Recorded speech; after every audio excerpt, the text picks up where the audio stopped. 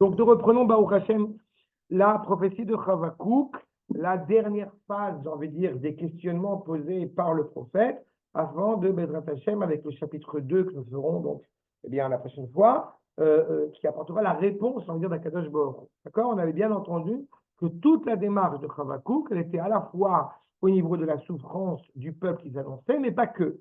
C'était aussi par rapport à la profanation du nom d'Akadosh Baruch Hu, l'esprit de justice, qui n'était pas à la hauteur, puisque le nom d'Akadosh Baruch Hu serait profané par le comportement de ce fou de Nebuchadnezzar. Donc, donc ça se poursuit dans cette quête-là, dans cette recherche-là, n'est-ce pas, du prophète qui est énoncé.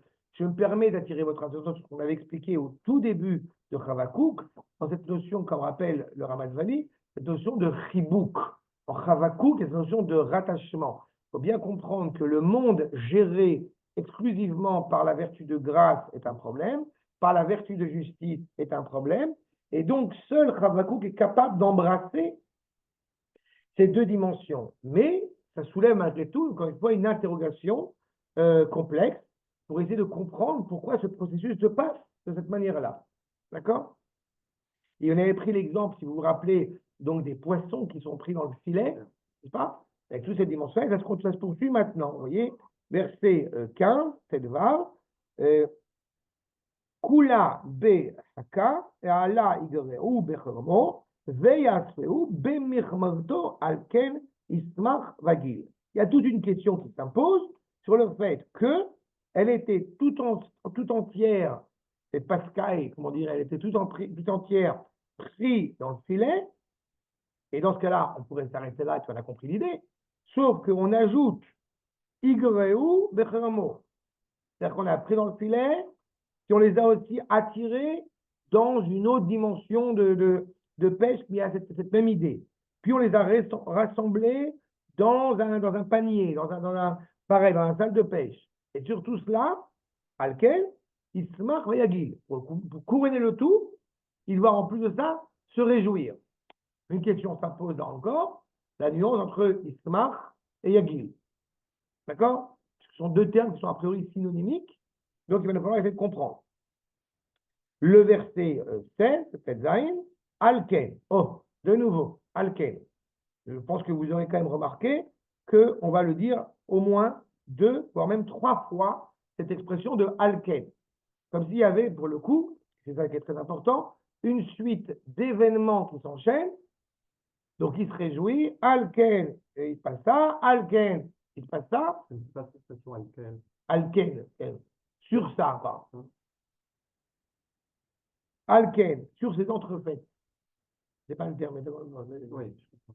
Alken, il s'abarre les cormeaux. Une fois qu'il a récupéré tous les poissons, donc, quelle que soit évidemment l'image qui est évoquée, il va en plus de ça les mettre sur son autel.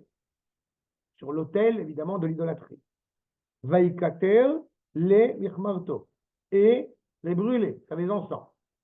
Ça ne suffit pas d'avoir attaqué avec autant de facilité ceux qui sont donc ces poissons. En plus de ça, on est en train de les sacrifier sur l'autel et les brûler. Ki behema, shemen chelko, qu'en plus, il se trouve qu'ils sont remplis de, voilà, il va en sortir, en plus de ça, comment dirais-je, gras et bien vivant.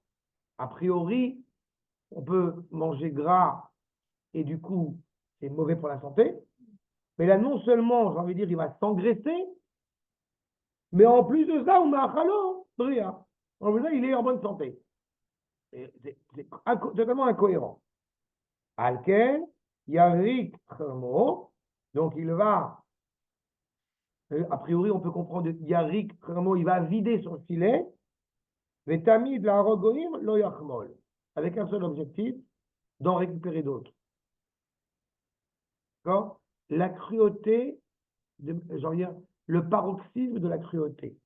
La seule volonté de Nebuchadnezzar, c'est d'assassiner pour assassiner. Il n'y a aucun autre objectif que celui-ci. Donc il va être prêt à, eh bien, à laisser les poissons à la mer pour pouvoir en tuer d'autres. Bon, il va être libéré de prison pour pouvoir préparer le prochain. Sans citer, sans évidemment faire aucune référence, qui m'énerve. D'accord? On est en plein là-dessus. Donc, Adkan, les versets que nous allons essayer, Bédrat Hashem, essayer d'évoquer ensemble. D'abord, effectivement, le sens de ces termes de, vous voyez tout de suite, Hake, que Raka, que vous voyez tout de suite, Makor numéro 1, dans le Metsudat Sion, Shem Kli Sadea. C'est un ustensile qui a pour utilisation de chasser. Chasser quoi? Que Motim Shor Leviatan Beraka. Le gros poisson. On va être gentil, c'est-à-dire gros poisson. Mais sinon, dans le Léviathan, on va s'en sortir. Mais disons, un poisson qui est suffisamment imposant, on est en train de l'attraper dans ses filets. Et puis on le fait monter, vous avez vu, Kula al-Raka et Ala, donc Ala, mais la chose Alia, on fait monter, on récupère. Yegoreu Inyan Asefa. Comme il dit quand on a récupéré le blé. C'est quand même très proche de ces termes-là. On a mis le filet, on l'a fait monter, et on a rassemblé. Bon, Mechermo bemichmarto. Je vous dis c'est quoi? Metsudat-Sion. Mine par varechet. C'est une panière et un filet. Donc, en fait, tous ces termes-là, on semble-t-il des sens qui sont vraiment très proches. On pourrait se contenter de dire, c'est juste pour répéter pour bien comprendre le sujet. Mais vous me connaissez, ça ne me plaît pas beaucoup à chaque fois c'est juste pour répéter. La Torah elle n'est pas avare de mots, mais elle a peur de mettre des mots supplémentaires qui n'ont pas réellement d'utilité, encore une fois, à être répétés, à allitérer de manière comme ça constante. Le Metsudat David, pour nous expliquer le sens de ce premier verset, vous voyez, l'accord numéro 2, Kol Anshe Haaretz Maale Bechak. D'abord, tous les gens, Kula, on a dit, Kula Bechake. Donc il est monté tout le monde. Donc si tout l'âme Israël est rentré dans le filet, pourquoi est-ce qu'il y a besoin de rajouter encore et assembler et mis derrière? D'accord? Les filles, chez Amachem Dagim, Ayam, on a dit que l'âme Israël est comparé, hélas, à ce moment-là, aux poissons dans la mer. On arrive à les récupérer. Yegreu, Measef et Akol. On pourrait comprendre qu'on rassemble tout le monde et qu'on n'a aucune manière d'y échapper parce que tout est rassemblé. Becharamo, Veyasu. Le Mesoulat, il dit, qu'est-ce que fait la davar de Machekatou? Il a juste ajouté, il a insisté sur ce point. Alken, Oil Veshaato Matzlachat Lo, Ismar Veyagil. Du coup, comme la pêche a été bonne, donc il se réjouit. C'est qui, lui, rappelle-moi le nom? Nebuchadnezzar. Mais dis-moi, il est pire que Hitler. Là, il dit le Léviathan, l'origine, Oui, la créature, tout. Mais c'est le premier. C'est la première des forces. Hitler, c'est la dernière. C'est Amalek en plus, mais c'est la réalité de Édom. Mais le pouvoir de la Babylonie est un pouvoir extraordinaire qui n'avait d'autre volonté que de régner pour régner. D'accord? On a eu deux ennemis absolument terribles à travers notre histoire d'antan, j'ai envie de dire. Ce sont les Babyloniens et les Assyriens. On a vu avec Iona, avec Nahum, avec tout ça. D'accord? C'est les deux plus grands ennemis qu'il y a eu dans notre histoire. Les Égyptiens, c'est la mère des royautés. Donc les Égyptiens, c'est la matrice.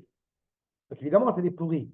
Mais les Égyptiens, ils englobent tout. Mais les Égyptiens, ils ont dit ça, ils ont voulu qu'on ait le Dieu, mais ils n'ont pas voulu nous alimenter. Si. Ah oui? Je te rappelle, on rentre dans ces Shemot. La volonté d'Itrakma sur les paroles, sa volonté, c'était de mettre en place une stratégie pour, de prime abord, amenuire la présence du peuple juif et la détruire. Comme les Grecs. Non? Mais justement, comme les Grecs, c'est l'inverse. Les Grecs comme les Égyptiens. D'accord? Parce que c'est la base, elle englobe toute cette royauté. Alors que quand va naître Nebuchadnezzar, la Babylonie, la Perse, la Grèce et Édom, ce sont des particularismes de cette royauté de l'Égypte.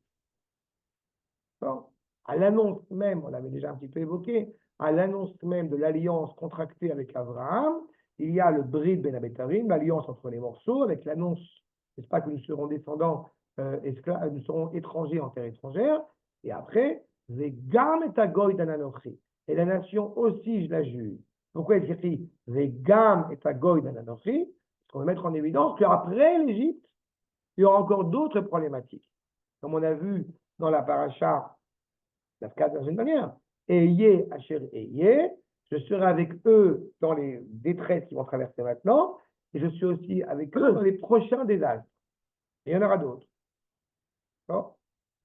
À l'époque où il parle.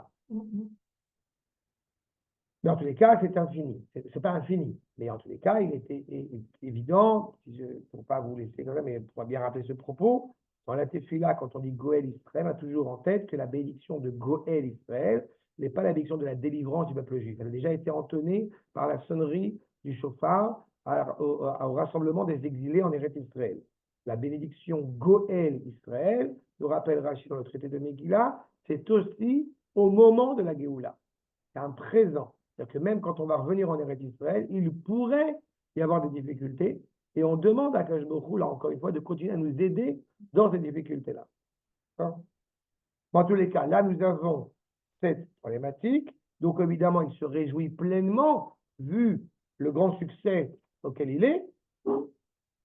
Mais je voudrais revenir sur ces termes-là, encore une fois, pour essayer de bien les distinguer. D'abord, Asefa. En hébreu, vous avez le terme de l'Esor, et on a aussi les Kabet, Kibbutz Galuyot, c'est rassemblement aussi. Quelle est la différence entre les deux? Grâce au Gaon de Vilna, Michutz et la Baï. Asefa, on était en dehors, on revient à l'intérieur. C'est vrai, c'est vrai. Oui, ça peut être aussi malheureusement, j'entends bien. C'est-à-dire qu'on était à la maison, on va à l'extérieur. Il y a un rapport aussi là. Parce que c'est ça, son objectif de Nebuchadnezzar, c'est de nous couper, de nous déraciner, bien évidemment. Donc, Oel Aïr, Oel Medina. On était en dehors, il nous rassemble vers une maison, vers un pays, vers une ville, fait cadré, quoi. Alors que le kibbutz, ou à Mefouzarim, à Filo Betochabay. C'est-à-dire qu'on peut dans une réalité où on est ensemble, mais on n'est pas ensemble. On est dispersés ensemble, tout en étant ensemble. Ça, c'est le kibbutz. Alors, le kibbutz, en fait, on est dispersés au même endroit. C'est ça. Ensemble. C'est ça. On est ensemble techniquement, physiquement, et pas mentalement. Alors, ça, c'est une nuance intéressante entre les Sof et le kibbutz. Et je voudrais reprendre. Mais il y a aussi une autre nuance. C'est que dans les Sof, il y a l'idée qu'il y avait quelque chose de rassemblé avant. D'accord. On est venu rajouter. Dans le Galouyot, tu n'as pas de notion de temps. Je crois, dans ce que je comprends. Pourquoi de temps? Parce que dans les Sof, tu rajoutes à quelque chose qui était. Rajouter, ça veut dire que il y a le rat. Tu apportes quelque chose à quelque chose qui était déjà. Que tu rajoutes. On rajoute pas quelque chose qui n'existe pas. Ah, je vois ce que tu veux dire. Tandis que Galouyot, il n'y a pas du tout la pas Galouyot, kibbutz. Pardon. Au niveau kibbutz. Oui. Le terme d'expression de kibbutz Galouyot, c'est-à-dire que il n'y a pas cette unité qui est. Je comprends ce que tu veux dire. Il y a une unité qui était à l'extérieur qu'on arrive à rassembler tout entière pour la mettre à l'intérieur. Alors que ou de l'intérieur vers l'extérieur. Alors que le kibbutz, ce sont des réalités clairement séparées qu'on ne va pas forcément réunifier. C'est d'ailleurs le cas dans les kibbutz que je connais, je le vois. C'est tout ce plan. Terrible. Oui, mais ça, c'est encore un. Ils sont non seulement différents, ils ne sont pas unis. Ça, c'est un sujet à part entière, mais à. Ils ne sont pas unis. Non, mais il y a un sujet à part entière qui est vrai, que j'ai entendu vraiment à ce niveau-là, où il y avait, qui est moins le cas maintenant parce que de toute façon, c'est tombé, il y avait une politique, on va dire, socialiste au sein du kibbutz, mais qui était profondément capitaliste à l'égard de ce qui se passait en dehors du kibbutz. Et c'est ce qui d'ailleurs, j'ai quelques amis qui étaient vraiment des kibbutz convaincus, même religieux, mais ça a posé un gros problème. En réalité, la mentalité du kibbutz, ce que le Rav Kook d'ailleurs annonce 80 ans avant, mais sur la mentalité du kibbutz ne pouvait pas tenir. C'est quelque chose justement, c'est pas une unité, c'est une unicité. Il n'y a pas de rapport d'unité entre les gens, mais il y a un rapport d'unicité. On appartient au kibbutz. Et ça a une implication qui peut s'avérer dramatique. C'est vraiment une petite parenthèse, mais là, bien sûr. Mais même la Torah n'est pas suffisante par rapport à ça.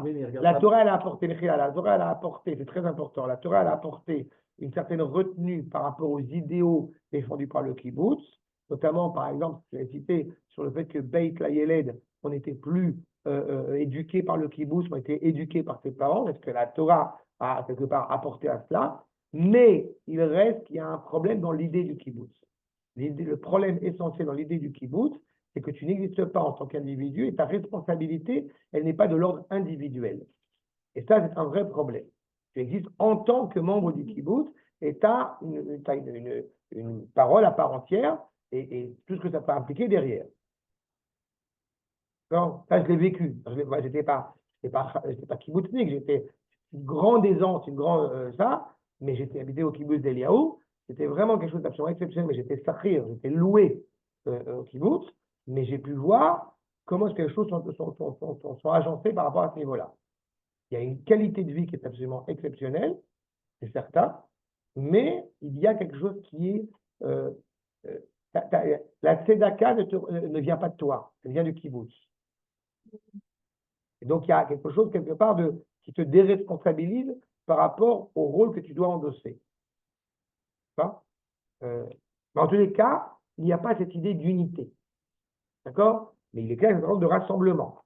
Encore une fois, l'objectif de Nebuchadnezzar dans notre propos, bien évidemment, n'est pas de promouvoir l'unité du peuple juif.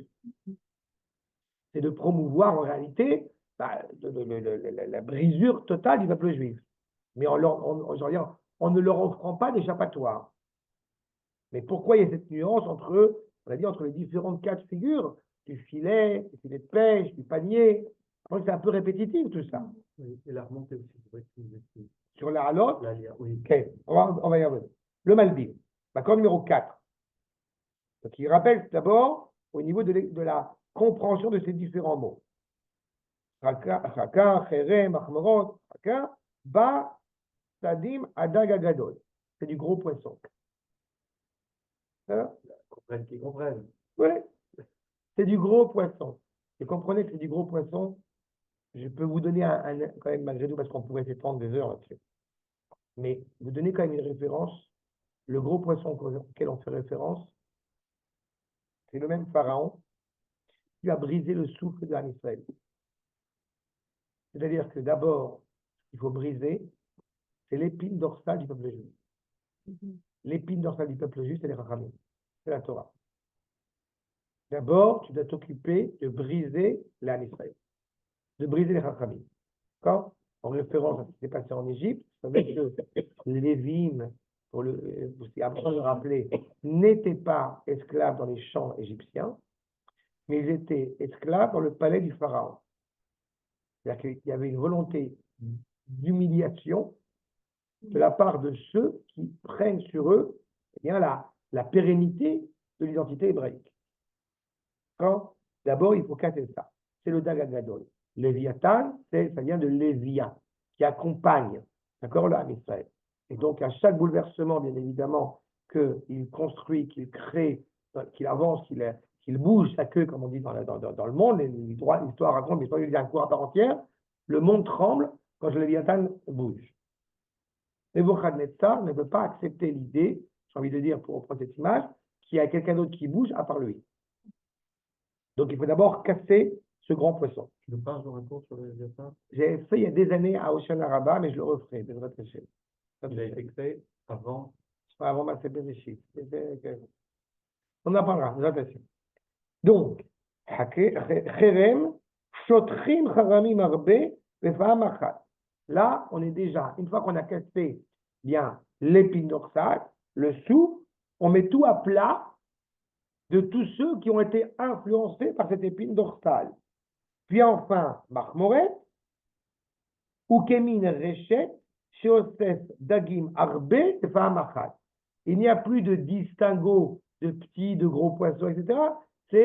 On embarque tout le monde. Mais en fait, vous entendez bien que ce n'est pas une simple répétition, donc, dans le verset qui nous est évoqué. Il y a une volonté, encore une fois, progressivement, de briser tout ce qui peut donner vie au peuple juif. Vous savez que bien avant la Shoah, en Égypte, les femmes essayaient de se faire belles pour trouver grâce aux yeux de leur mari. Quand je dis trouver grâce aux yeux de leur mari, je ne me suis pas bien fait comprendre. Dans la situation qui était la leur, une situation dramatique, il fallait essayer de faire quelque chose pour que le mari qui rentre du travail avec le dos en compote et la femme qui n'en peut plus et qui évidemment n'a pas le temps ni le temps ni le loisir de pouvoir donner grâce à ça, de pouvoir séduire son mari de la manière, eh bien, elle trouvait le moyen de. Pas. Vous savez qu'il y avait, c'est vrai, j'ai fait des recherches là-dessus, c'est tellement terrible. Vous savez que quand la Avdil, vous savez que quand les femmes, elles voulaient donner l'impression aux nazis, Marshema Vezirham, qu'elles étaient en bonne santé, elles se piquaient Oui, pour qu'il y ait des pour rouges. qu'il y ait du rouge sur Oui. du rouge sur les joues. Oui. Bah, c'est un peu ça, je veux dire. Il y a une volonté de continuer malgré tout. D'accord. Il y a un livre que je veux absolument lire que je n'ai pas lu, Stan qui m'en a parlé entre parenthèses, la sage-femme d'Auschwitz. Et vraiment, c'est une femme qui a donné vie, qui a sauvé, polonaise, qui a sauvé des vies. Donner vie et les sauver. Wow. C'est pas D'accord. c'est pas de la famille d'une nana qui est à Nébéchala, non? Comment, l'or? Ouais. L'or moitié, non. Non, pas l'or. Or, Abramo.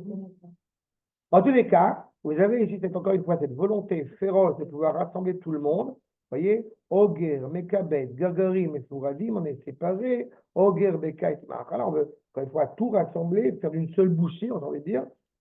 Umush'al al-kol Mekabet, Echad Echad. Chacun, on va les rassembler. On n'évite personne. Les petits comme les grands. Les petits spirituellement, comme les petits physiquement, comme les grands physiquement et spirituellement. ואוסף יכניס דברים רבים בפעם אחת, מן החוץ אל הפנים. De l'extérieur vers l'intérieur, chez Zéhevdel Ben Asaf, qui nous retrouve les propos qu'on avait avec le Gaon de Vilna, la différence entre Osef et Mekapet. Maintenant, comprenez que je pense que là, il n'y a plus besoin d'apporter, j'ai envie de dire, une démonstration supplémentaire sur la cruauté de la Babylonie et en particulier de Nebuchadnezzar. On peut rester malgré tout perplexe sur cette réjouissance que nous avons évoquée. Avant cela, je voudrais rappeler deux choses. La première, sur la Aliyat que tu m'as demandé. En réalité, dans le drame que nous pouvons traverser, ou en tout cas qui est annoncé à l'époque de Habakkuk, on arrive à s'élever au milieu de cette horreur. C'est ça toute la grandeur. Mais l'impression extérieure qu'on en a, ce n'est pas une élévation. Exactement. Mais dans cette misère absolue, eh bien, la force du peuple juif arrive à se décupler malgré tout. Je ne pourrais pas extrapoler, mais il y a un enseignement que j'aime souvent citer, c'est le Esh Kodesh. La demande de Piaset Sna qui observe avec admiration la miséricorde d'Akadosh Baruch Hu, parce que le soleil continue à luire et à se lever de bon matin quand on est en train de massacrer son fils aîné. Il y a un nous. D'accord. Il y a un nous. Il faut qu'il y ait. Je t'entends pas. Il y a un mec, nous. Je veux pas À chaque fois, il y a un nous. Donc il faut qu'il y ait encore une fois cette réalité-là. C'est ça qui est énoncé. Regardez les propos de Rabbi Yitzhak Abravanel, Makor numéro 5. Kula Bechaka, Allah, Retono Lomar. Nebuchadnezzar au comment Atzai Agadol, le grand chasseur. Shebechaka Shelo, Kol Adagim, tous. יעלה מן הים וגם לא, לא לאחד ואחד מן הדגים, עיקר בפרט. Il va s'occuper d'avoir encore une fois une politique exterminatrice à l'égard du collectif et aussi à l'échelle de chacun des individus. Personne ne pourra sortir du filet. Avalé Koulam, B. Itrasfout, Yagoro, tout le monde va être pris dans le filet. Yekapsu, Be Resheto, dans son filet, Yasfur, Be Kumato, Shugamken Min Reshet. Et, on l'a dit, ce qui est encore plus terrible, c'est le fait qu'il se réjouit de son succès. On aurait le droit, a priori, encore une fois, c'est ce qu'on va nous reprocher de temps en temps, de nous réjouir quand, eh bien, on a réussi à surmonter nos ennemis. Ça, ce serait un petit peu la dimension hébraïque avec laquelle je ne partage pas, mais en tout cas, cette dimension-là. Là, il est clairement énoncé en faisant qu'il a tous les succès possibles. Il vit pleinement, c'est la fête. Tu peux nous dire pourquoi il a choisi le poisson? comme image, ouais, On a évoqué la dernière fois, le poisson, d'abord, par rapport au peuple juif, il est évident que Altikramaïm est la Torah. Le poisson, il n'a pas de spécificité. C'est une première à l'échelle de Nebuchadnezzar, c'est ce que je comprends. C'est la première démonstration pour essayer d'humilier au maximum l'âme Israël. Il n'a pas de rôle. Pas. On peut honorer le rôle de conquérant, euh, comment dirais-je, de donner un sens à l'histoire quand on est sur terre, pas quand on est dans la mer. Donc on veut déjà annihiler le rôle d'un Israël. Deux, le fait que justement on les compare aux poissons, ils sont tellement faciles à attraper. D'accord, ça n'a pas un lien avec le poisson qui était, par exemple, dans le Doramaboul, qui n'a pas été. Ah non, non, non. J'ai pas vu de source D'accord. dans ce sens-là. Mais c'est surtout, je dis, par rapport à l'humiliation et aussi pour le fait qu'encore une fois, ils sont indéfinissables l'un de l'autre. On arrive à un stade où il n'y a plus. Alors qu'en réalité, il ne faudrait pas oublier que les animaux qui arrivent de la mer, c'est justement les 4 royaumes. Celui qui est sur terre, a priori, c'est un Israël, celui qui est appelé Adam. Ils ont inversé l'histoire. Donc, il y a évidemment une corrélation par rapport à ça. D'accord Vous avez dit une fois que Israël, enfin la mer n'appartient pas à Israël. La D'accord. Méditerranée, c'est pas Israël. D'accord. Mais non, mais au-delà de ça, il y a quelque chose par rapport, encore une fois, à la stabilité. Quand quelqu'un il sort de la mer, il va faire le Gomel. Il y a une bénédiction à faire. Que c'est l'endroit de l'idolâtrie par excellence, la mer. On l'a vu avec Yona. C'est l'endroit justement du manque de stabilité le plus total. Donc, ce n'est pas lié à Israël. Quand on est dans la mer, justement, eh ben, on perd tous ses repères. C'est pas un hasard si c'est Zvouloun. Vous vous rappelez le commerce maritime mené par Zvouloun et Issachar qui lui assure sa stabilité grâce à l'étude de la Torah qu'il va étudier en contrepartie. C'est un accord qui est fait naissance entre Issachar et Zvouloun. Qu'on voit la place de la mer et donc la place des poissons, c'est que d'un côté, effectivement, elle n'a pas fauté à la faute du déluge, ce qui est vrai, mais d'un autre côté, elle n'a pas une part active dans l'histoire. Alors que quand on fait la shrita sur un animal, c'est qu'il y a quelque part, il y a quelque chose à corriger, mais donc quelque chose qui est corrigeable. Alors que le poisson, il n'y a pas de shrita qui est fait sur lui. Donc il n'est pas corrigeable, mais il n'y a pas besoin d'être corrigé non plus. Il manque quelque chose dans le sens de l'histoire. Nebuchadnezzar veut railler tout ce qui relève. Il n'a pas fauté non plus au Doramaboul, le poisson. Non, c'est vrai. C'est pas mal. Ah oui, c'est vrai. C'est pas du contraire. Non, non. Mais c'est, encore une fois, c'est une annihilation du sens de l'histoire. Le poisson ne prend pas une part active dans le sens de l'histoire. C'est étonnant parce qu'il suit les courants. Enfin, le saumon. Ouais, bon. Non. Sauf le saumon. Hein? Le Sauf saumon, le saumon que les Israéliens j'adore le saumon. s'évertuent à appeler Solomon, et j'arrête pas de leur dire c'est Salmon. Solomon, c'est un nom. C'est Salmon, mais c'est Salmon aussi. Toi, tu dis Salmon, les Israéliens disent Solomon, Ah, je savais pas. tout le temps. J'ai beaucoup de saumon. Il n'y a rien à voir avec le sujet, mais j'ai dit que j'ai beaucoup. Voilà. En tous les cas, le Ramad Vali, d'accord, numéro 6. Ve'arshav, Aïta, Aliatam, Apele, Vafele. Eux, ils montent, continuent à s'élever, comme on l'a bien démontré. Acherosh Atame Shelaim, celui qui est à la tête de leur impureté la plus totale. Mashchulo Koach Gadol, ils lui ont donné une force extraordinaire, une gvurot à Elionot. Ils n'auraient pas pu monter s'il n'y avait pas Akadosh beaucoup derrière. C'est ça qui est terrible. Le'achnia, le'shabed, tartar, kol ashar kirtsono. Avec un seul objectif, malheureusement, dont il réussit, je répète, c'est d'aliéner tous ceux qui sont en dessous de lui. C'est l'objectif de Nebuchadnezzar. Donc, vous voyez, c'est terrible ce que dit le Rav. Ze akoach hamashuch alav. Il prend sur lui toutes les forces. C'est quoi Haka? Dans Haka, vous avez les lettres Koach Hashem, dit le Rav Advali. Elu nikra Haka, Shem otiot Koach Hashem. Il va chercher, vous savez que la faute du veau d'or, par exemple, une des dimensions qui était terrible à l'égard de la faute du veau d'or, ça a été le fait qu'ils ont vu une dimension du trône divin, à savoir le veau, à savoir le bovin. Et ils n'ont vu que cette réalité-là qui a été absolument la plus terrible. Et bien, quelque part, Nebuchadnezzar, sa force, ça a été d'arriver à puiser, à trouver quelque chose, on va dire, de divin, mais qui, bien évidemment, est voué à l'horreur, est voué au mal. D'accord? Le don de soi de cette nation, qui n'aurait de sens et de réalité que pour détruire autour d'eux. Tous ces enfants-là, enfin, ça me rappelle tellement le Hamas. Enfin, moi, j'ai l'impression de... Bon, mais c'est pas d'actualité, c'est la Torah. Sauf que tu dis que le Hamas n'est pas le pire. On a déjà vécu le pire. Enfin, Donc le Hamas, c'est quoi? C'est des ondes. non, le Hamas, il était évident, mais on l'avait déjà souvent soulevé, qu'il est clair que le Hamas quand même a des réminiscences, a des gènes amalékiens. D'accord? Là-dessus, c'est clair. Mais même sans avoir besoin de ça, on sait ce qu'on a à faire. Mais malheureusement, le Ham Israël, et des gens avec une kippa sur la tête, malheureusement pas moins, n'ont pas encore complètement saisi cela, hélas. Alors, je ne parle pas du peuple. On ne parle jamais du peuple maintenant. Ça y est, c'est fini de parler du peuple. On a vu comment est-ce que Borgém s'est montré dans sa mention exemplaire.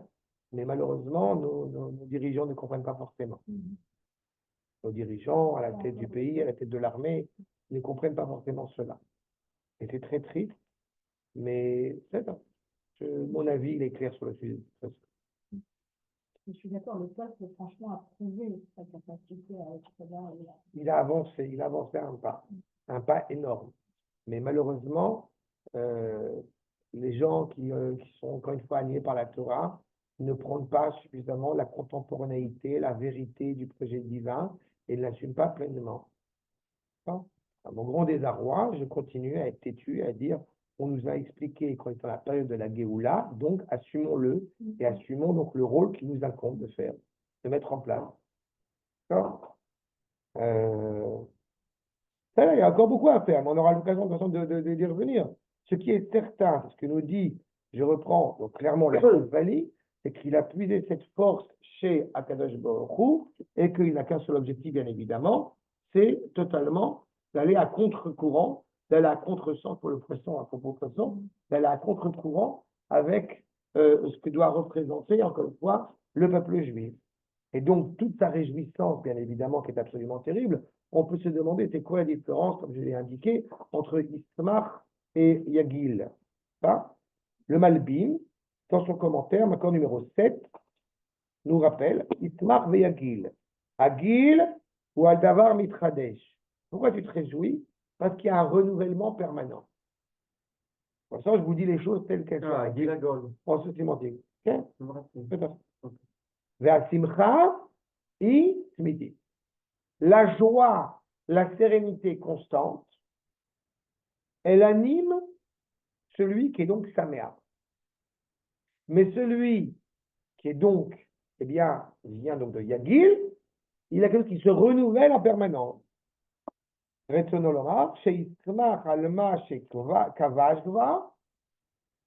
a d'un côté, Nebuchadnezzar, une sérénité sur ce qu'il a conquis, mais en plus de cela, Veyagil tamid ala kibushim achadashim sheyaseh bechol et.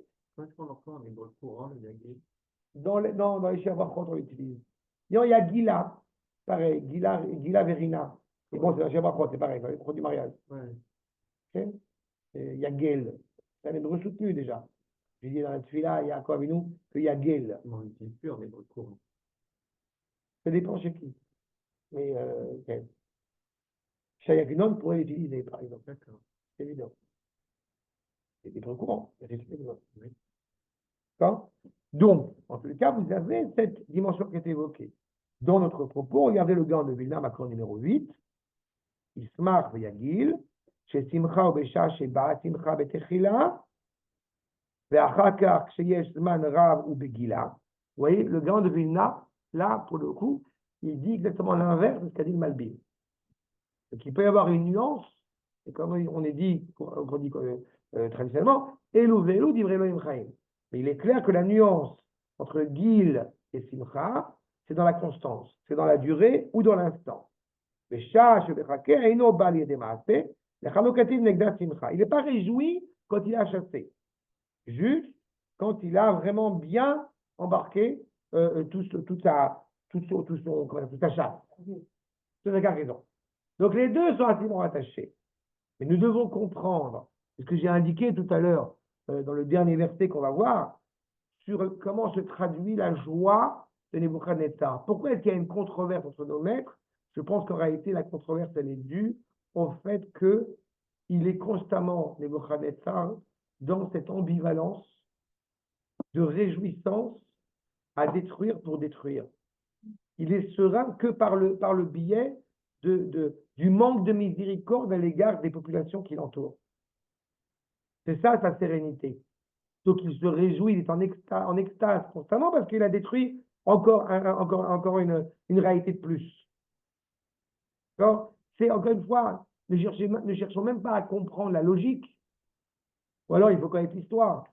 Mais on se rend bien compte à quel point des actes d'une cruauté exacerbée ont été prodigués, ont été pratiqués par la génération des générations. Mais comme malheureusement, j'ai presque dire, j'aime à le dire, un peu dur de dire, j'aime à le dire, mais on n'est jamais arrivé à un once de la cruauté qu'ils ont fait preuve à notre égard, et à l'égard du monde de manière générale. Et qu'on parle d'ailleurs des cow-boys d'un côté et des Indiens qui se cassent de l'autre côté, cruauté, ça va, ça se vaut, hein. Parle au niveau mondial, pas seulement là pour le coup au niveau Israël. Le fait est, vous avez le Metsudot, donc dans la suite, accord numéro 9 sur ce Alken, on reprend donc, en référence à la suite de nos versets, Oil veshaato metlarto, lo itmar veagil, veini doeg migmul amaase veoches darko. Regarde, c'est un exemple type, tu regardes là, tu le vois, le côté féroce.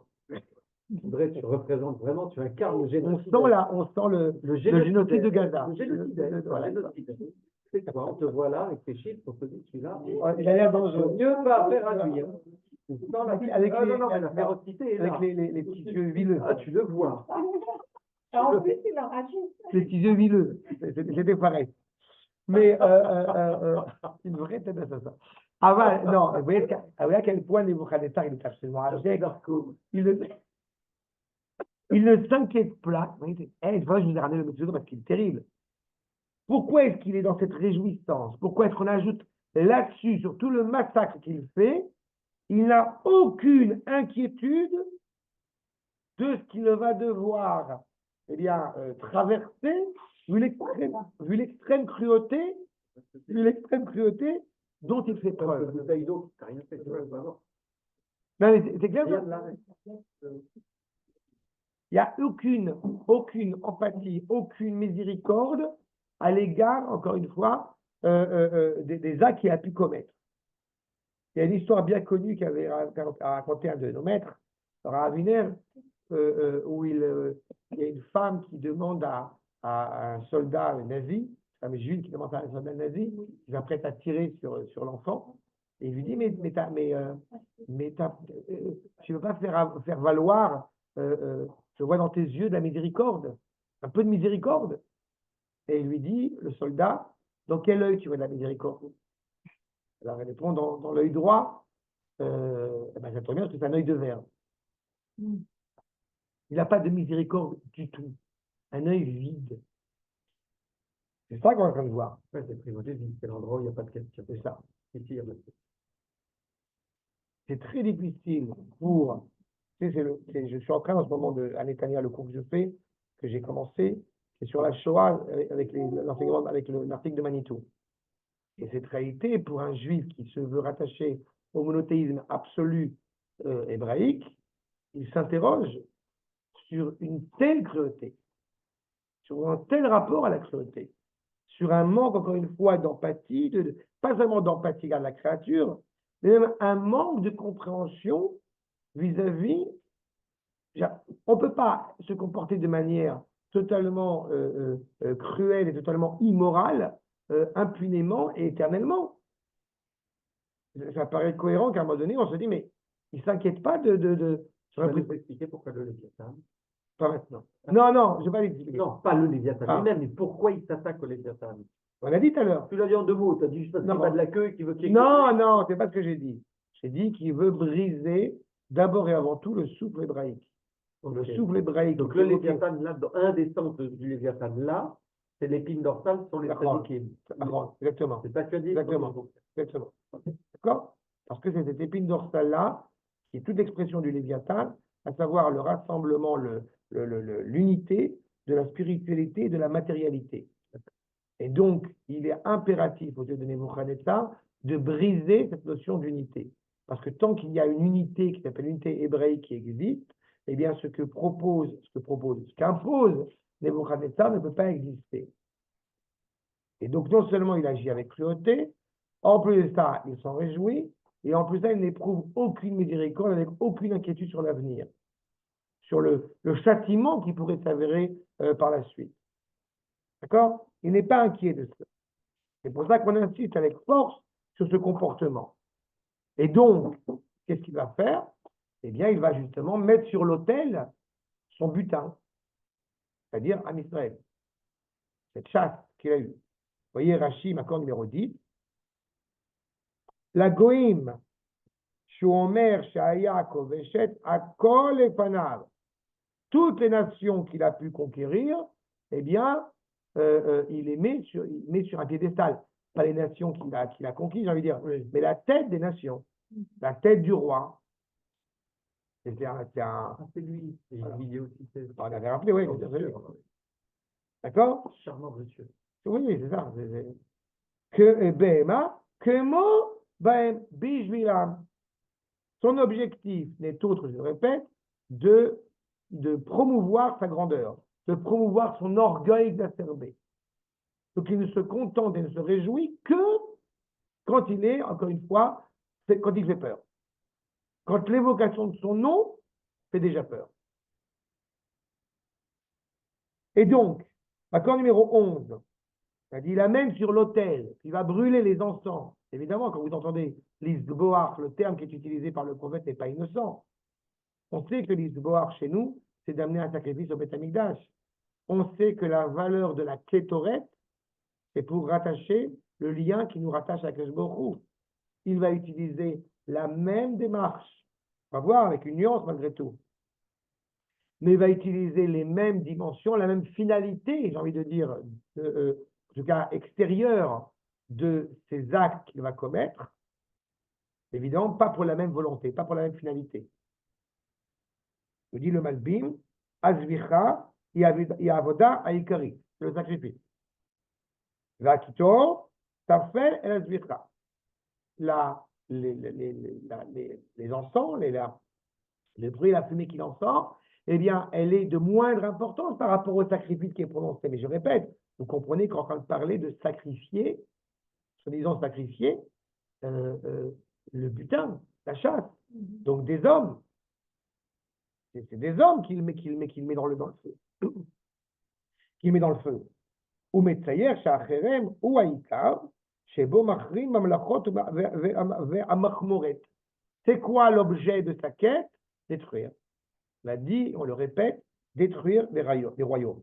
Shebo Osef Goïm, Beshevit, ce n'est même pas pour avoir un lien, pour construire. On parlait des Grecs tout à l'heure. Les Grecs, ne serait-ce que, au moins pendant les 150 premières années avant qu'arrive Antiochus, on se rappelle à chaque fois que, eh bien, grâce à Aristote, d'une certaine manière, Alexandre le Grand, il a pu apprendre des cultures qu'il conquérait. Donc il y avait quelque chose même presque de bénéfique c'est d'échanger avec autrui. Ce n'est pas le cas de Nebuchadnezzar. Il est cruel physiquement, mentalement, dans sa conception du monde, donc il n'a pas d'autre objectif que de détruire pour détruire. Aucun intérêt économique. Que le monde soit à feu et à sang, et qu'il ne reste qu'une seule personne, c'est le lui. vengeur de planète. Moi, j'adorais. C'est ça, exactement. C'est vrai, le terme, c'est ça. Le vengeur de planète. Il les détruisait et puis rien. C'est exactement ça. C'est vraiment, je ne connaissais pas ce terme, mais c'est exactement ce terme-là. Il est dans la destruction la plus totale. Et il n'y a pas plus grande réjouissance pour lui que ça. Vous comprenez que face à cela, vous avez, eh bien, pour le coup, le culte d'Israël. La Avodat HaKorbanot de Israël. Regardez le Gaon de Vilna, il met ça en évidence, à mes yeux, de manière encore une fois extraordinaire. Accord numéro 12. L'Israël Arba Avodot. Vel Zvicha, Ve Kabbalah, Ve Zrika, Ve Aktara. On a 4 étapes. Je me permettrai d'ajouter un point qui est fondamental. quand on amène la zvicha, je vous rappelle que zvicha, c'est pas shrita. C'est un petit détail, je me permets de vous rappeler. La shrita, c'est la viande que nous mangeons, n'est-ce pas, sur l'abattage rituel. Il nous importe de bien distinguer, même si a priori il peut y avoir des similitudes entre ce que nous avons consommé et la viande telle qu'elle va être sacrifiée, élevée au Beth Amikdash, mais il n'empêche qu'on n'utilise pas le même mot. Parce qu'on veut bien distinguer malgré tout ce qui va au Créateur et ce qui va à nous. Même si la viande, évidemment, va être la même, dans le sens où elle est aussi cachère, avec des nuances, cependant, comme j'ai coutume de le rappeler, ce qu'on appelle la mélika. C'est vraiment un petit détail, parce que je ne vais pas rentrer dans ça, mais la mélika.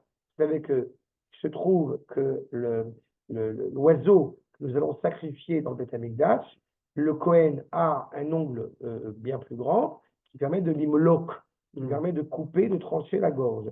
Si jamais on utilisait cette même technique en dehors du Beth Amikdash, l'animal est impropre à être consommé.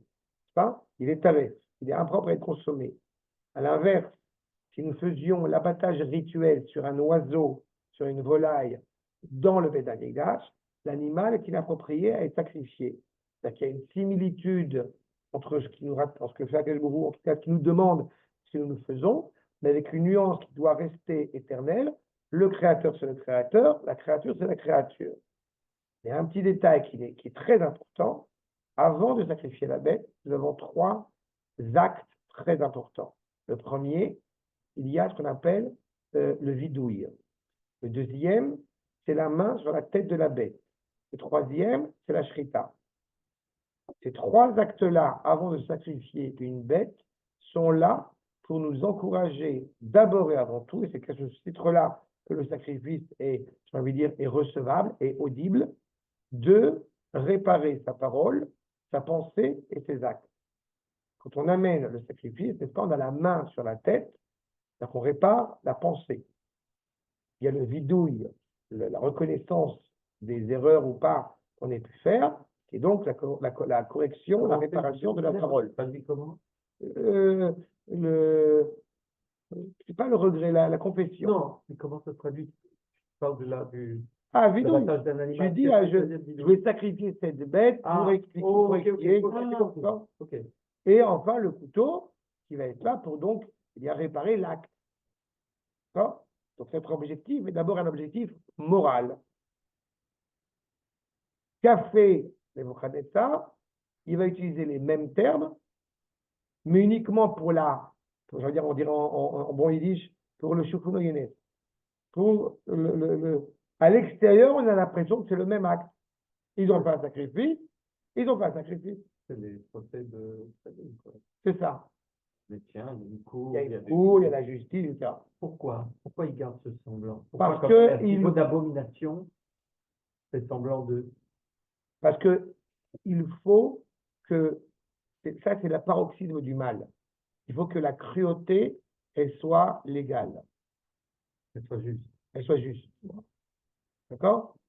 Tu as quelqu'un avec une petite moustache qui avait fait à la conférence de Wannsee, et puis tu as les lois de Nuremberg. Malheureusement, ce que j'aime rappeler. Oui, mais ça, c'est le mal absolu, mais le bien au nom du bien.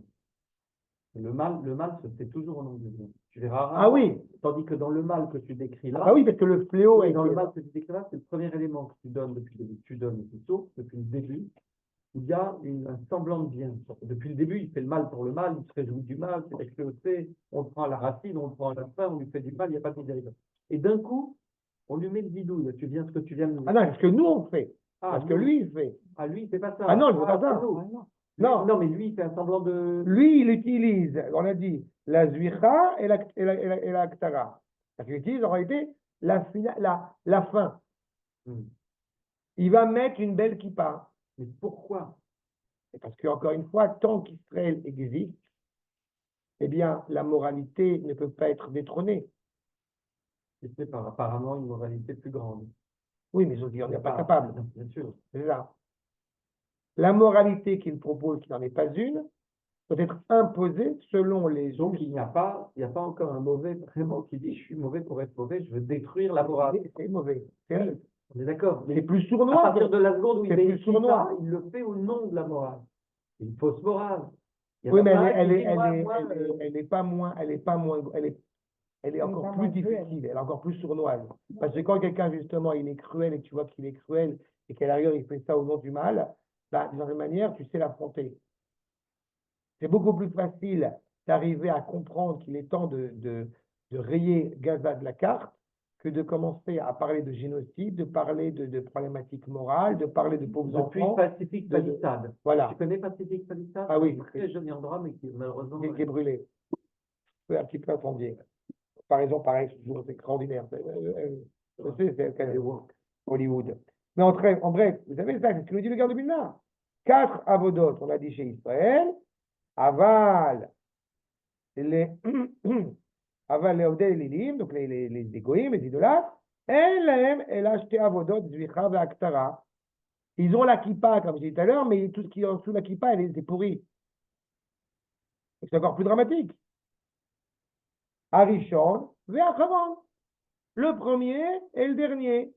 Je vous dis, on a le costume. Et c'est encore plus dramatique parce que tu as un costume devant toi. Tu as un sacrifice qui est pratiqué.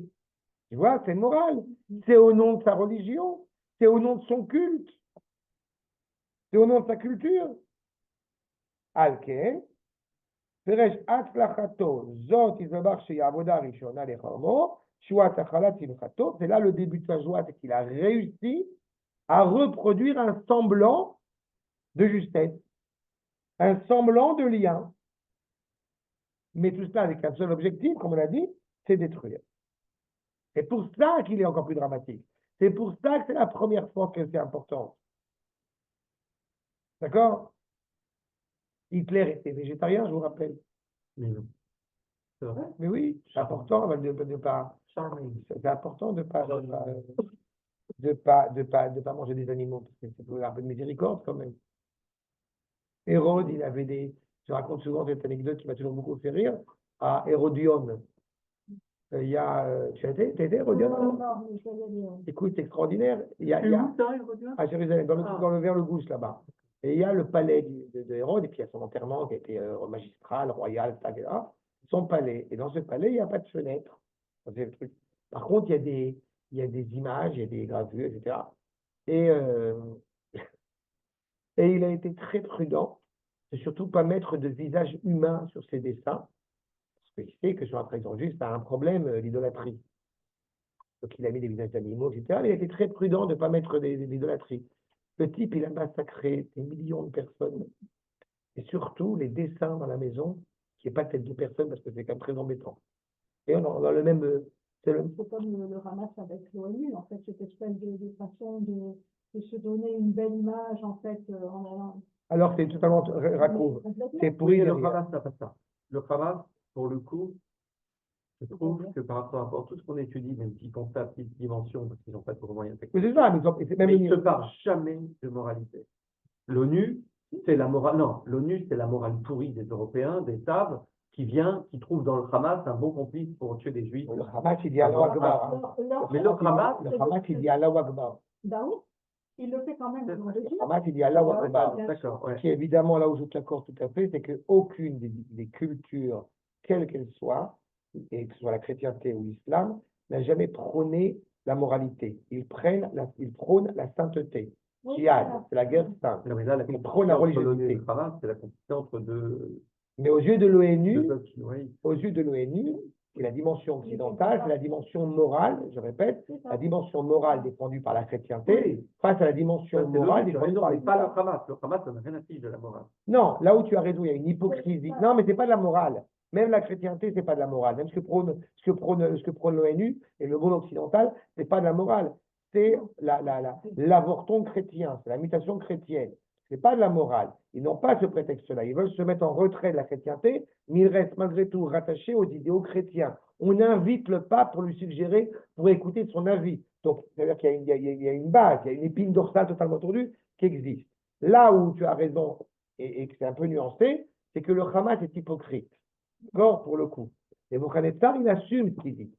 Il ne le regrette, il n'est pas en train de s'inventer. Le Hamas ne mange pas végétarien. Le Hamas, non seulement ne mange pas végétarien, mais le Hamas, en plus de ça, au défaut de ce que l'on croit, ce qui est le cas de beaucoup d'ailleurs d'organismes, j'avais déjà eu l'occasion une fois de chercher un peu cela, une des régions les plus les moins musulmanes du globe, c'est Gaza. C'est-à-dire que moins musulmanes, les moins pratiquantes au niveau d'islam, c'est Gaza. C'est-à-dire qu'il prend l'idée de Allahu Akbar, on veut suivre le Coran, on veut suivre l'islam, mais en réalité, il y a quelque chose d'absolument hypocrite et abject. Là, il n'est pas abject, en l'occurrence, enfin, il est abject. Évidemment qu'il est abject. Mais Nebuchadnezzar, pour la nuance, c'est qu'il prône, encore une fois, la valeur morale du mal.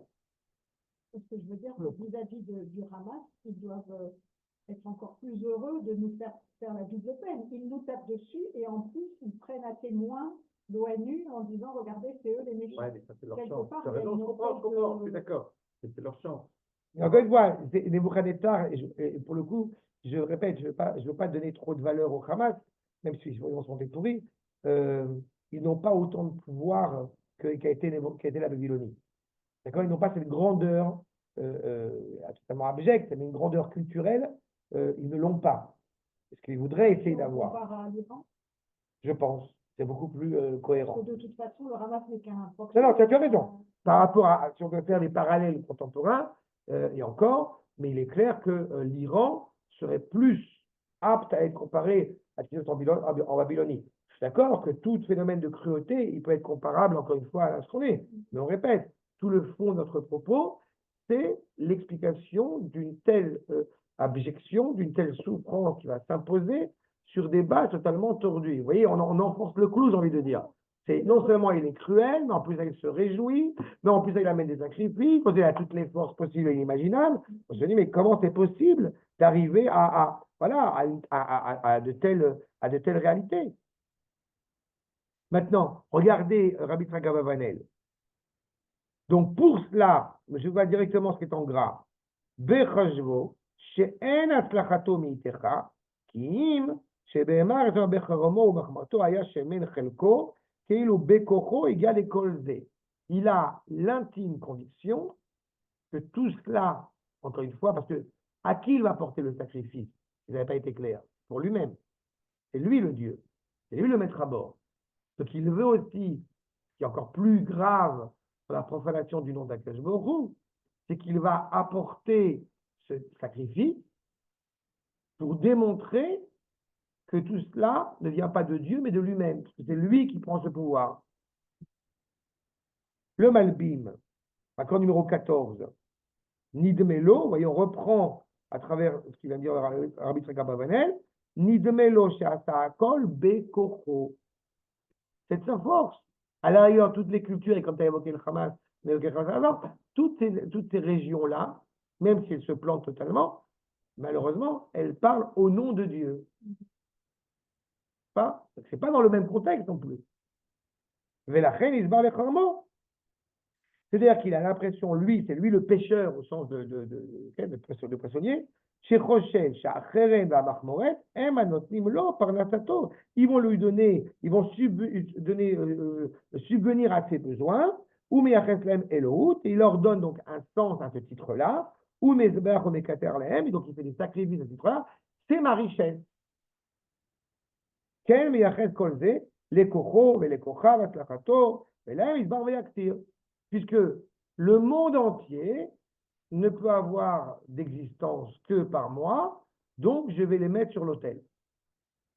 Pour que je sois encore plus honoré. Et donc je vais être encore plus réjoui, parce que j'ai encore plus réussi.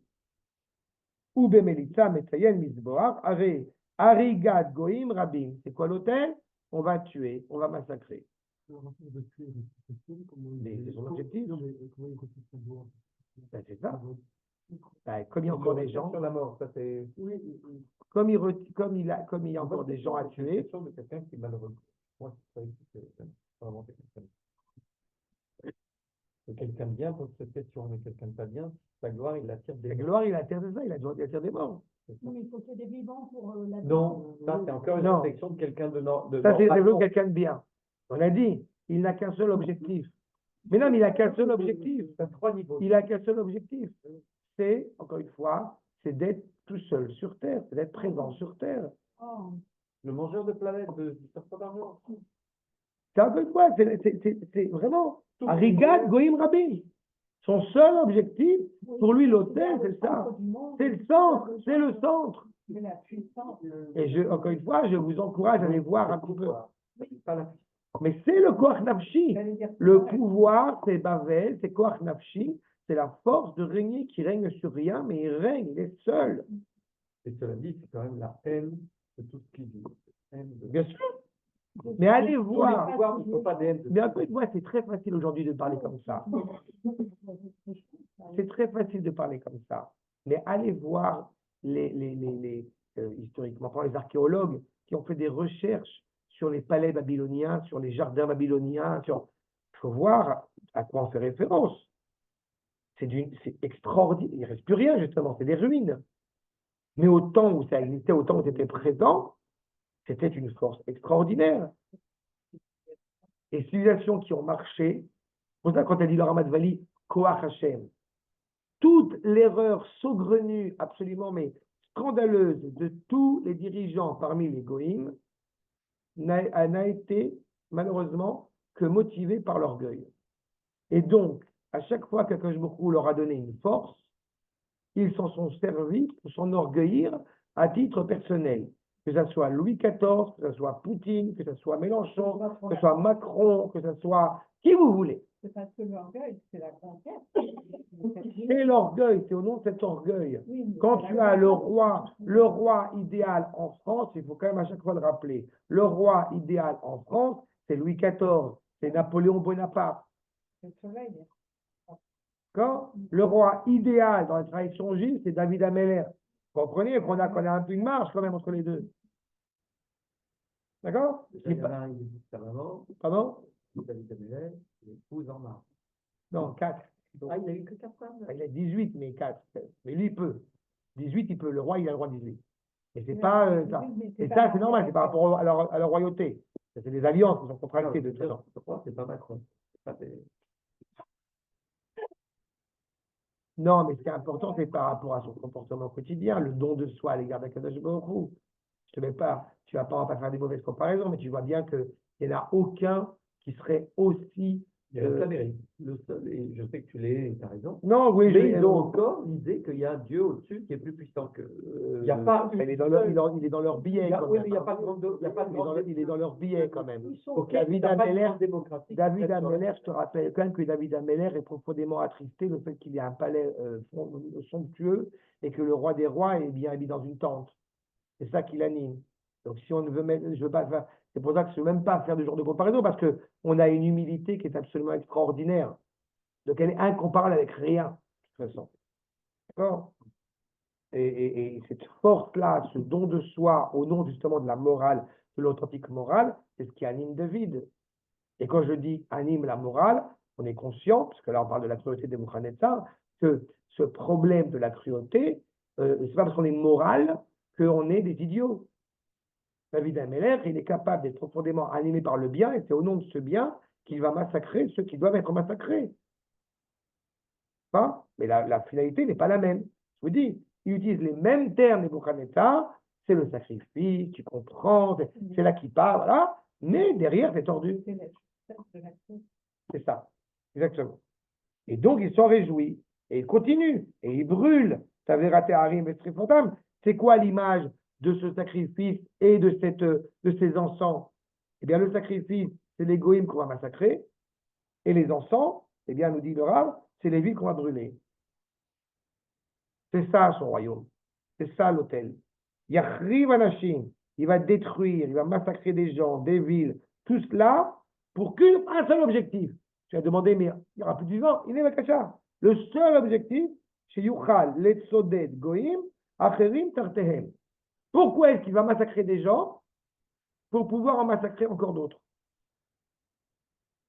C'est ça l'objectif. Ki Behema, Shemen Chelko, Machal Bari. A priori, à un moment donné, quand même, quand on a mangé autant, on se fatigue. C'est pas bon pour la santé de manger trop gras. Sauf que chez Nabucodonosor, il nous dit Yesh Machal Bari, Shaino Shamet, une nourriture qui serait bonne pour la santé, mais qui donc n'est pas gras. Ou Machal Shamen, Shaino Bari, la bouffe. Et à l'inverse, une nourriture qui serait grasse et qui ne serait pas bonne pour le corps. En l'occurrence là, Aval Chelko, Shemen le Bari. Il est en train de s'engraisser, d'être dans l'opulence du pouvoir le plus total, et il ne fait que, je perds s'embellir, ce n'est pas le bon terme, mais il ne fait que se renforcer de plus en plus, malgré ces massacres. Nous dit le Rav Sforno, accord numéro 15, Kavanat Hanavi, Ilishol, Haïm, le Tzoer Kach, Raoui, Shemeler Bavel, vous voyez la question qu'il pose. Haïm, le Shemeler Bavel, Yatzliach Lirbosh et Ta'amim Acherim. Est-ce que ça vaut le coup de. Est-ce que c'est concevable qu'un roi comme celui-ci puisse réussir à conquérir sans cesse des royaumes après des royaumes? C'est pas possible. Qu'est-ce qui va sortir de cela? Le Rav David Kimchi, accord numéro 16. Ertiten lo koach. Comment Akadosh Baruch Hu tu vas lui donner de la force, du succès, ou kofer becha? Kofer, c'est un terme chrétien. Non. Kofer, c'est chrétien. Je l'ai étudié avec Nathan et C'est Rouvet. pas un terme chrétien. Ça a été inventé par les Grecs. C'est un terme qui n'existait pas chez les Juifs et que les Juifs ont repris. Non, le Midrash Kadoum, il démontre qu'il y a une. Ah, ok. Alors, là, pas une discussion. Non, mais là. Là, improvisant.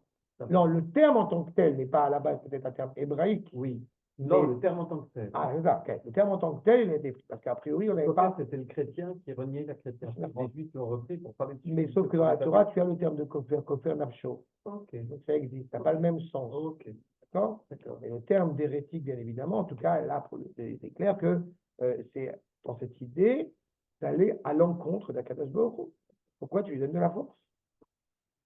Venoten koach le'elohu ve'oreg goim rabim be'lichem la. Tu lui donnes une force, tu donnes une force à son idolâtrie pourrie, et pendant ce temps-là, il tue des nations sans aucune miséricorde. C'est quoi la réponse à cette question qui est quand même très bonne? C'est vraiment très important pour nous. Ça fait 17. Non, pour l'instant, il n'y a pas de réponse. Pour l'instant, il n'y a pas de réponse. Mais on se fait le chapitre 1. C'est ça qui est terrible. Mais c'est important de vous montrer comment, au fur et à mesure, comment est-ce que tous les Chachamim reprennent à foison ce questionnement du prophète Havakouk, qui nous a, c'est la question c'est une des questions les plus importantes à essayer de saisir, à essayer de percevoir. Il y aura la réponse. Je vous vais donner la réponse. C'est un prophète. Je vous vais donner cette réponse. Et pour le moment, on constate et on essaye de démontrer par tous les moyens que ce qui est en train de se passer est totalement l'antithèse du projet divin. La souffrance du peuple, la cruauté, la profanation du nom d'Akadosh Baruch Hu, etc., etc. Et vous voyez le Malbim, terminé sur ce point, numéro 17, Messayem Timiato. Voilà, il termine son interrogation Habakkuk, le deuxième chapitre, on commencera les réponses. Et là, ce sont les questions qui sont posées. Donc, il termine clairement en disant, Ata le Mishpat Samto. Tu as créé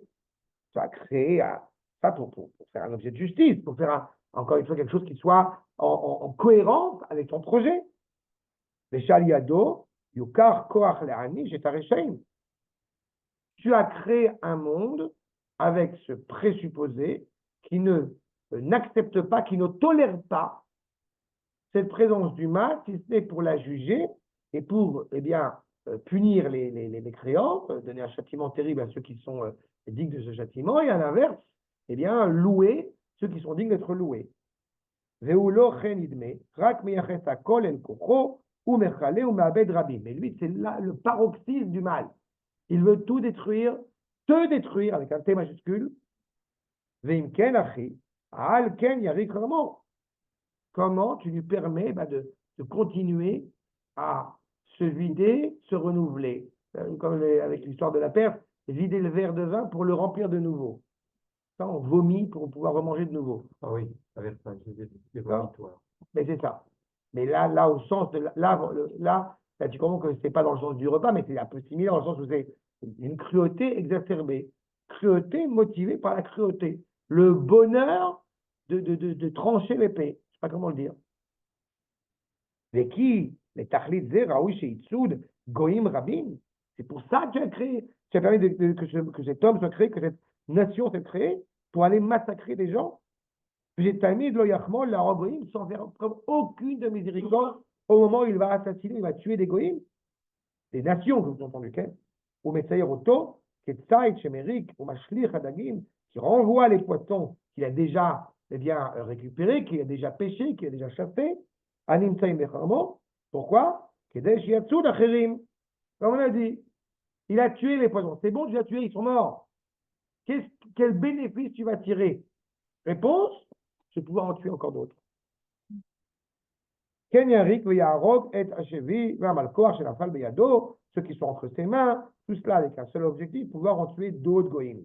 Vyoshivam Tartam, il va les rendre sous lui, dans leur faiblesse, dans leur bassesse la plus considérable, et à ce moment-là, la reine Yarok Goïm Tamim, Kedel Oshiva Cherim Tartem, il va en tuer d'autres. C'est sans arrêt, c'est un cercle vicieux. Le bonheur de tuer, le bonheur d'assassiner. C'est le livre de Jean Thionneau. C'est un peu ça. Non, c'est ça. C'est un peu bonheur. Ah oui, non, tu parles de dans ça, oui. Pas Giono. bonheur. Non, excuse-moi, c'est pas Giono, Jeunet. Ah non. Mais lui, il est un peu ça.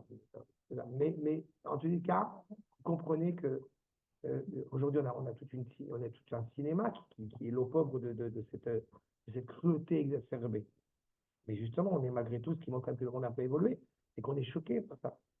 Ou alors on dit que c'est un film. Et là, on a une réalité, et c'est souvent rappelé cette cruauté absolument terrible. Quand Nebuchadnezzar, vous voyez, il a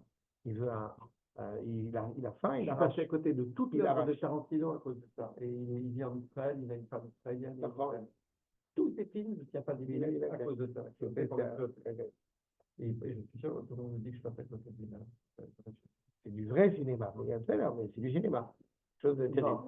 Je peux réussir à passer à côté de ça parce qu'il y a quand même quelque chose derrière. Et là, encore une fois, surtout, je vous répète, c'est presque bien. On aime, excusez-moi de cette comparaison, on aime le magicien parce qu'on sait qu'il y a un truc derrière.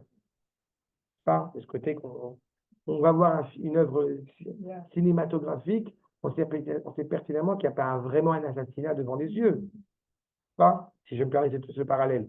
Là, vous comprenez qu'on a vraiment affaire à quelque chose qui est insoutenable. D'accord? Donc, c'est la question que pose le rapport. C'est bien. À la fin, ça passe en couleur, on voit le petit bonhomme, c'est l'air de rien, il y a cette planète, c'est tout bref. Donc, Ad 4, je refais le premier chapitre de Habakkuk. D'accord? Est-ce que vous pouvez expliquer? Est-ce que